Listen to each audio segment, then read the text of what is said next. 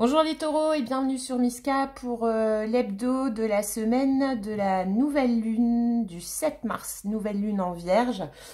Alors les Amérindiens la surnomment la nouvelle lune des vers, comme un ver de terre. Alors, ça fait pas rêver hein, les taureaux, mais c'est très, comment dire, sage.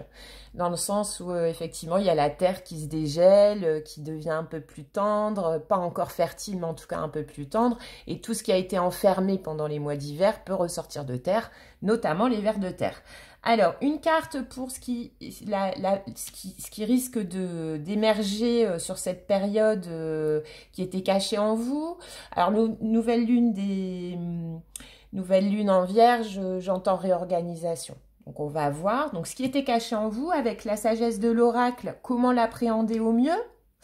Et une parole du grain de magie pour un complément d'information avec des mots.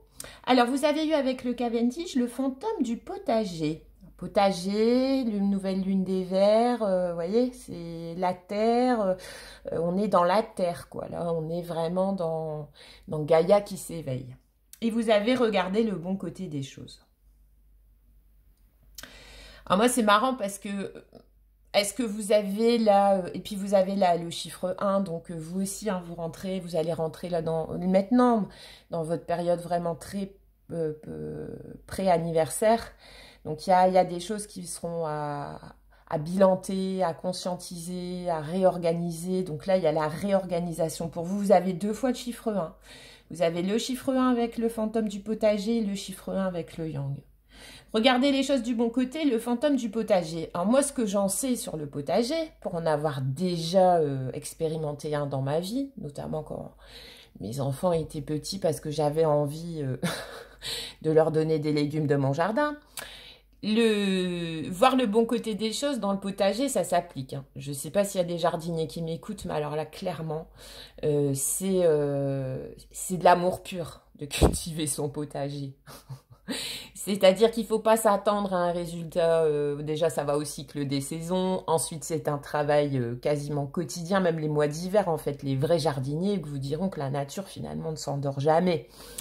C'est beaucoup de travail, c'est beaucoup de frustration parce que, par exemple, moi, je sais pas, en tant que novice, j'avais planté mes petits trucs et puis ça commençait à sortir de terre, donc j'étais super contente. Et puis, voilà, j'avais fait ça dans un terrain assez pas clôturé et tout. Enfin, voilà, j'avais voulu vraiment faire... C'était pas de la culture de ville, quoi. J'étais à ce moment-là dans un environnement qui me permettait de le faire. Et une fois que mes petites pousses, à force d'espoir, de bons soins, ont commencé à sortir de terre, en une nuit, elles ont été dévorées par des lapins. Parce que je n'avais pas quadrillé, parce que j'avais pas mis le bon grillage, j'avais pas posé mes bonnes limites. Et ouais, tout a une corrélation. C'est-à-dire que j'étais dans cette espèce de... Ok, je le fais, mais je respecte la nature. On avait fait ça, enfin un peu bio, le plus bio possible. On n'avait pas voulu clôturer. On s'était rencardé sur les mauvaises herbes utiles. Donc enfin vraiment, on l'avait fait. Alors c'était petit, hein. On était parti, je crois, sur 2 mètres sur 2 mètres. Vous voyez, c'est vraiment un petit carré. Mais ça nous prenait déjà énormément de temps. Et donc, du coup, regardez les choses du bon côté. Donc, ouais, quand vous cultivez un projet, une envie, je le dis tout le temps, essayez que vos attentes soient réalistes parce qu'après, c'est décevant.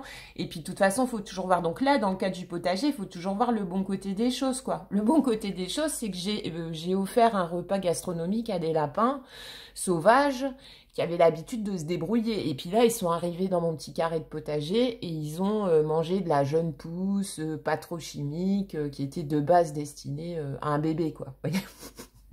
Donc les taureaux, on vous demande avec le chiffre 1, ben là, quand ça va commencer à se dégeler sur un sujet qui vous intéresse, de regarder les choses du bon côté. Vous avez avec la sagesse de l'oracle, vous avez le yang. Il faut y aller. Faut y aller les taureaux, faut regarder les choses du bon côté. Donc même si vous n'avez pas des feux verts balisés sur tout le chemin, c'est pas grave, il faut y aller quand même. Là, la sagesse vous dit la force yang, donc la force d'action. Préparez-vous à rentrer en action sur une thématique qui ne vous a peut-être pas apporté des résultats escomptés, mais qui vous a quand même apporté d'autres résultats.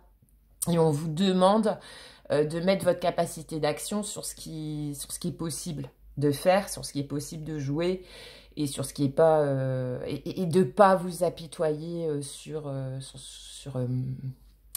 ce que finalement n'était qu'illusion sur la saison des poissons. Avec le grain de magie, vous avez écoute la musique. Si tu entends cette musique, c'est bien moi. Ne doute pas, ne pleure pas, danse, chante et surtout accroche un sourire sur tes lèvres car je veux voir ton visage s'émerveiller. Regardez le bon côté des choses. Mettez de la joie sur ce qui n'a pas été. Voilà les taureaux, belle semaine, à bientôt.